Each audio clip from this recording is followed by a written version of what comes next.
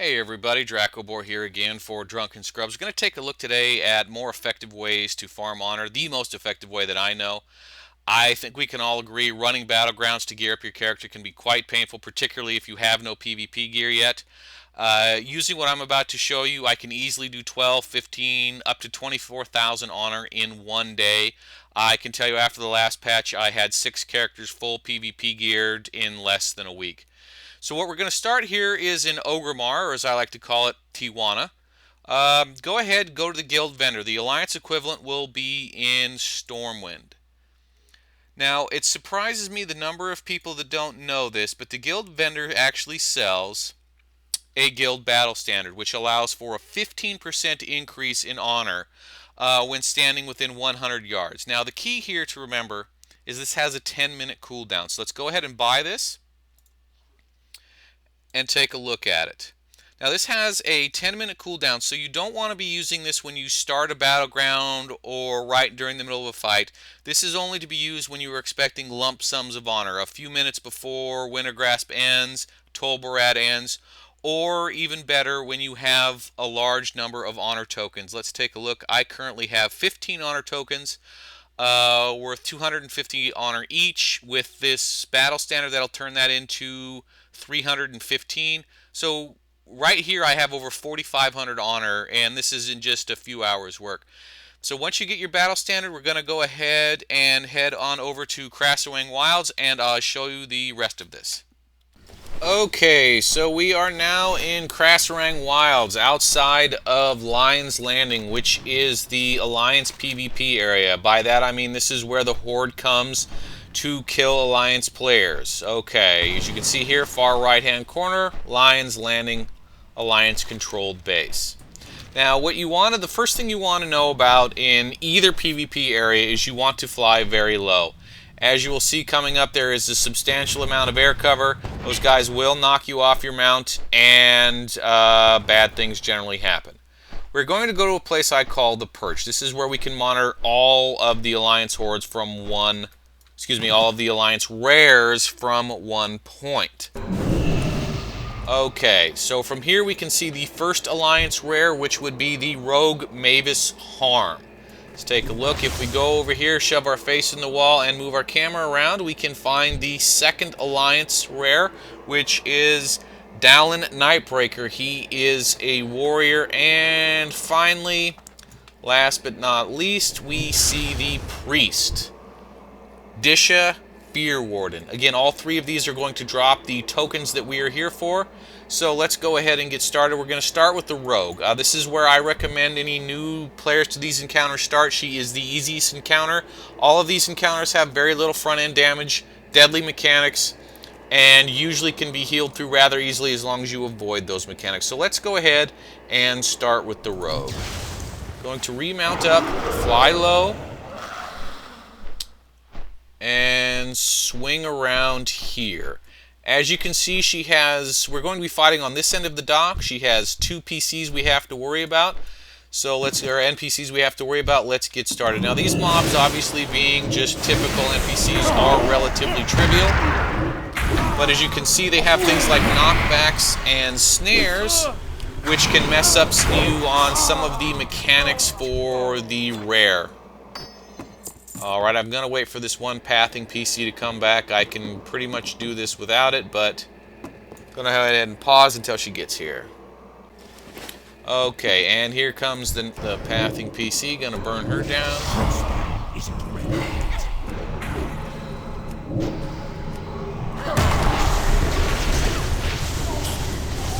Okay, pulling the boss. Now this is a rogue type encounter. She has a few mechanics you need to worry about. She has a spammable 3-second stun. The stun itself and her frontal damage really aren't that important. What is important is if you get more than 15 yards away from her, she will open up with a mortal throw. That is a 60% maximum health. She is kiteable by cloth. As you can see, she just ported behind me. Had she not ran back, she would have probably thrown me in the back with the mortal throw and taken, like I said, 60% of my health. Because of the low front end damage, she has a hard time getting through priest and mage bubbles.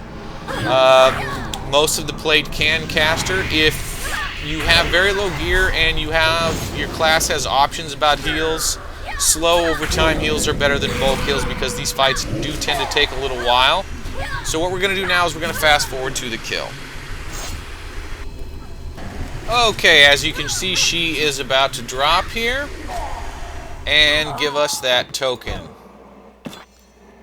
Now let's go ahead and take a look at the token. They also drop green bags, which tend to include things like ghost iron ore, kyperite, herbs. You know, stuff can add up. If you're really farming these things in a day, this stuff can really add up.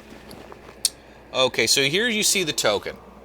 Okay, it says 250 honor. That turns into 315 as long as you plant your trusty guild tabard before you cash that token in.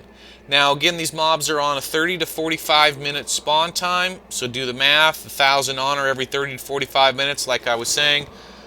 20,000 honor in a day is not exactly unheard of. So let's go ahead and move over to the Night Elf Warrior. Again, fly low. He has about 3 pathing PCs that you have to worry about. Here is the first one. This is the stationary one. And there is another pathing PC right over here. As you see, these running PCs, they are part of a scripted event. You cannot aggro them even if you directly target them. The Night Elf has 2 stationary guards. If both of them are pulled, he will auto-pull. So if you try and pick them both off from each side, you will automatically pull as soon as you engage the second NPC. So we're going to burn these guards down real quick, and then we're going to go ahead and pull. I'm just going to go ahead and fast. Okay, now that I've cleared away all his protection, we are going to go ahead and pull. Now keep in mind, these are, even though these do drop PvP honor tokens, these are PvE encounters, so PvE gear is preferable. A lot of people say, hey, these guard mobs are trivial, why are you pulling them? First, well, it's very simple. A lot of people could burn through those ads, but they do have, again, snares and charges that can mess you up on the boss mechanic. So this is a warrior. He does a slam, which is called Crumbling Earth. Again, 60% maximum health. And again, if you are more than 15 yards away, he will do a heroic leap, which will do 40% maximum health damage and stun. So you just want to burn him down.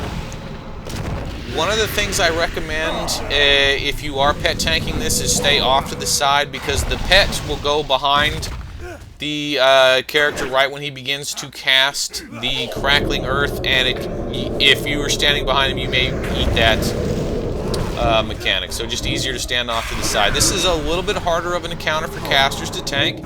Again, the front end damage isn't huge, but unless you clear all of these mobs, it's you don't really necessarily have the kiting area, and again, he has the heroic leap. So I'm going to go ahead and fast forward until we have a kill. Okay, as you can see, he's about to drop. You see the black mist on the ground? That is him setting up his 60% slam mechanic called Crumbling Earth. That is what you want to avoid. Usually I found when I'm doing this on a melee, if I run directly behind him, unless I get very far away, I still eat the mechanic, so best to go off to the sides. And we now have yet another honor token. Again, same as the rogue, he is on a 30 minute to 1/2 hour respawn, or excuse me, to an hour respawn time. So now let's go back to the perch and set up our next attack. Now this is the priest. She has a 6-second stun, which she then follows up with an AoE 60% Wrath of Faith mechanic. The thing here is this. She casts this every 15 to 20 seconds, so you have to have an interrupt to interrupt the stun. She also has the most complicated pull for undergeared characters, as she has several NPCs that will get involved in the fight because of the movement required because of her AoE.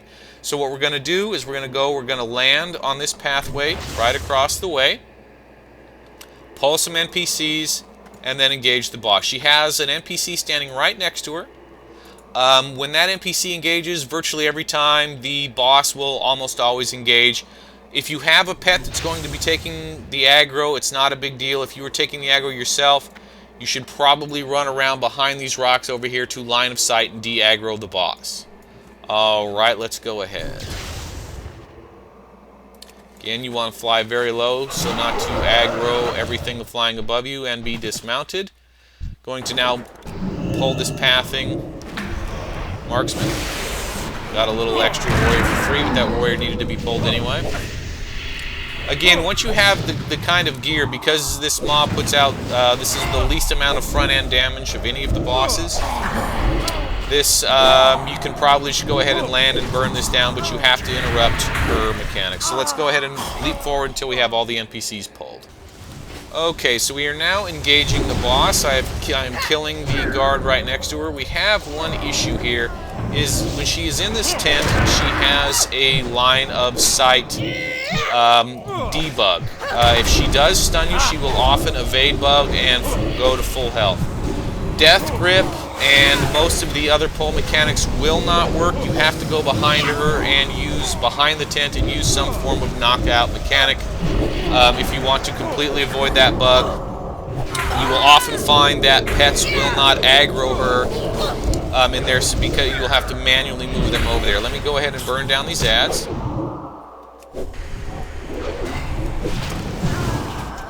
One more. Again, this is very little front-end damage, easily tankable by any pet in the game. Any tank pet, I should say. Okay, so I'm going to manually move my pet over there, as again the tent creates line of sight issues, and he shall engage. That is her AoE right there.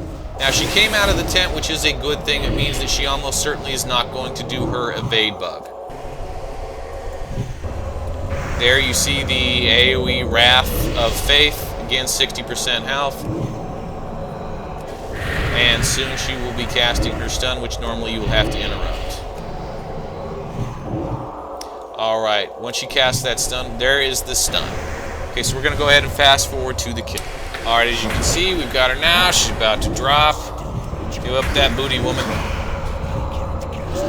And there she goes. Take a look. And there is our honor token. The honor tokens are, of course, 100% drop rate. Now, we shall head to the Alliance equivalent area and go over the Alliance rares. Again, 30 to 1 hour spawn time. Okay, we're coming up on Domination Point. Here is the Horde equivalent to the Alliance Castle. It's over here in the far left-hand corner. I am not going to fight the Horde rares. If you want to know why, to be honest with you, after 6 years of being Alliance with easy mode, cooperative battleground victories, and beautiful cities, I decided, hey, let's go Horde and see if we can't possibly set the world record for losing battlegrounds in a row. Alright, now if most of you Alliance players think that's unfair, I don't know. Move to Mexico and live in a shithole without hot and cold running water. You'll know what it's like to be Horde, and I think you'll be fine with it. This is the first of the Horde rares. It is Car Warmonger or Warmaker, whatever, who cares? He's an orc. Don't think he can pronounce his own name. This is the warrior equivalent. So he has the slam and the stacking sunder armor. Let's go ahead here and go on over to the priest equivalent. Muerta, I don't know. I don't fucking speak any Spanish. Here she is. Again, she has a standby guard. The pulls for the Horde side, from what I understand, are a little bit easier. And let's go ahead. Like, again, she is the priest equivalent, so the 6-second stun and the AoE Wrath of Faith, 60%. Finally, we shall move on to the Horde Rogue equivalent. I've never understood a troll rogue. You have to figure their smell is substantial, which would give them away despite invisibility, but here you are. No NPCs of any relevance in this room. Relax. And again, this is going to be the spammable stun, the teleport, and the mortal throw if you are outside of a 15-yard range. Hope you enjoyed that. Gonna answer any questions in the comments for a little while, but like I said, if you do this, these mobs are all on 30 to an hour respawn time, so 12, and it's a 1,000 honor run through, so 12, 15, 20,000 honor day is not out of hand. Enjoy.